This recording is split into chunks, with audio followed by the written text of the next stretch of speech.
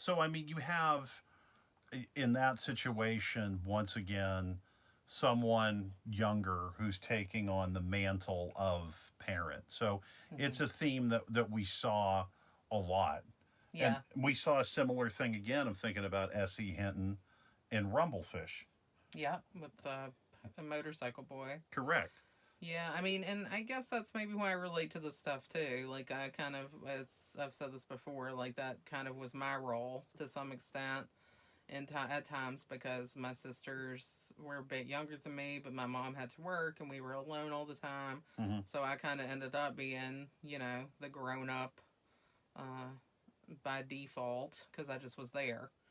So yeah, it's interesting to watch these things and see that dramatized on screen in a certain way because I don't necessarily know that I would have related myself to the character of Chris Hmm. when I was younger, Yeah. but when I watch it now, I see how in many ways I could be a lot like Chris. Sure. But it's interesting too though because these characters are so well drawn Hmm. and so specific, but it's so easy to relate to all four of them, like Yeah. all four of the principal kids. I mean, what kid do you see yourself in the most? I think probably if I was looking at it objectively at that time, probably would be Vern. I think that probably would have been me. Um, you know, I've had moments where, I felt more like a leader, like Chris. I never really felt like Gordy. I never really had that. And I did not feel like Teddy. So, I really thought you were a Vern too. yeah. When we were watching this time, I just kept laughing and thinking about Little John being like Vern because he has the most enthusiasm and the most excitement.